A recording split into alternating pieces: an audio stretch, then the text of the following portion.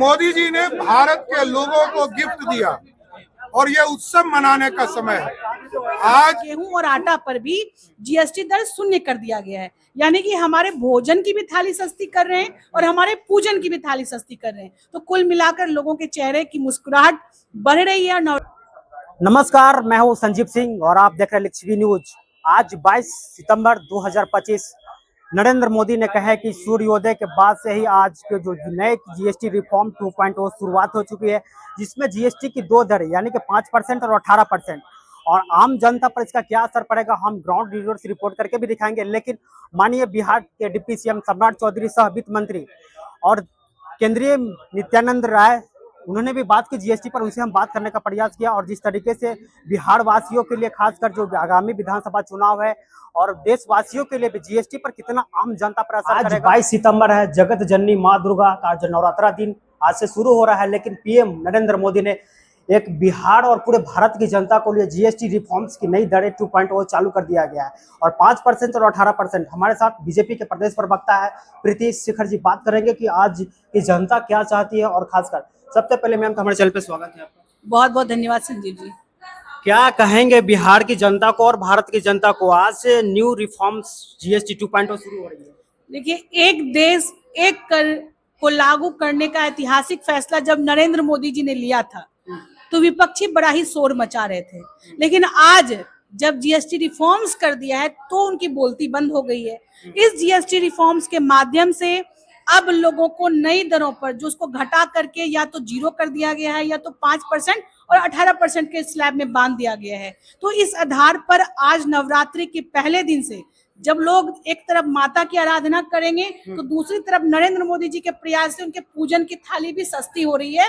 जो दूध है, पूजन सामग्रियां हैं, घी है, उन सभी चीजों पर या तो जीएसटी दरें शून्य है या फिर 5% घटाकर कर दिया गया है। दूसरी तरफ जो बिहार के लोग, चाहे देश के लोगों की जो भोजन की थाली जब सस्ती है, उसमें चावल तो रहता ही रहता है, उसके बाद आटा रहता है, यानी कि हम चावल और रोटी खाते हैं।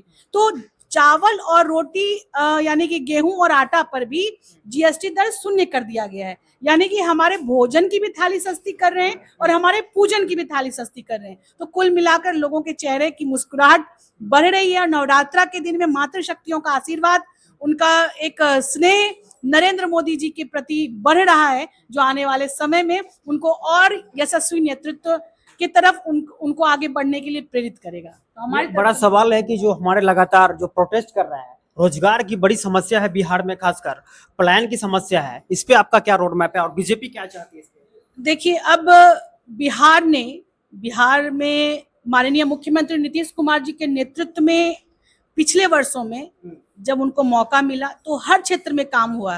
पहले की सरकारों ने क्या किया लोगों के सामने है। सड़क थे कि गड्ढे दिखते नहीं थे, उसको भरा गया, उस पर गाड़ियां दौड़ाई गई। शिक्षण संस्थानों की संख्या बढ़ी, बड़े बड़े उच्च स्तरीय शिक्षण संस्थान बने, मेडिकल फैसिलिटीज बढ़ी, सुपर स्पेशलिटीज हॉस्पिटल खोले गए, आईआईटी आईएम जैसे संस्थान खोले गए। और बिहार की बात करूं या देश की बात करूं तो क्रांतिकारी परिवर्तन हुआ है। अब जब मैं बिहार की बात करती हूं तो एकमात्र काम बच गया है, वो है लोगों को अपने जीविकोपार्जन के लिए बिहार में रोक कर रखना है, और इसके लिए सरकार ने कदम बढ़ा दिया है। भागलपुर के पीरपैंती में पावर प्लांट लगने जा रहा है, माननीय मुख्यमंत्री जी ने उसका शिलान्यास किया। उसके माध्यम से हजारों लोगों को नौकरियां लगेंगी और औद्योगिक क्रांति की शुरुआत अब बिहार की धरती से होने वाला है।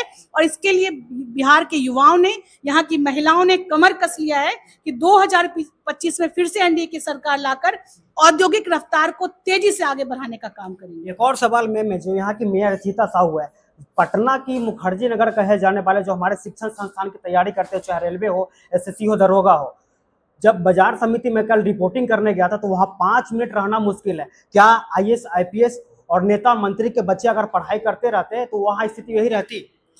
देखिए, ये नगर निगम प्रशासन का कार्य है। मुझे लगता है कि उचित फोरम पर उचित माध्यम से कम्युनिकेशन यदि हो, यानी कि यदि कहीं से इस व्यवस्था में लचर व्यवस्था आपको दिख रही है तो संबंधित लोग को जरूर इसके लिए पहल करना चाहिए। हर लोगों का एक अधिकार होता है अपनी जो भी कमियां हैं, वहां पर जो गंदगियां हैं या जो भी प्रॉब्लम्स है उसको लेकर मेयर हमारी हैं या फिर जो म्युनिसिपल कमिश्नर हैं उनको लेकर बात करेंगे, निश्चित रूप से हल होगा। क्योंकि सुधारवादी सरकार है, सुधारवादी लोग हैं, अच्छे लोग हैं, सभी लोग मिलजुल कर काम करने में विश्वास करते हैं। और बाकी बहुत विस्तृत क्या प्रॉब्लम है ये तो वहाँ के मेयर बता पाएंगे। चलिए, हमारे साथ बात करने के लिए बीजेपी के प्रदेश प्रवक्ता प्रीति शेखर जी थे और हमारे साथ कमेंट में बॉक्स में बताया कि हमारी भारत में पहली बार इतना बड़ा जीएसटी रिफॉर्म्स हुआ।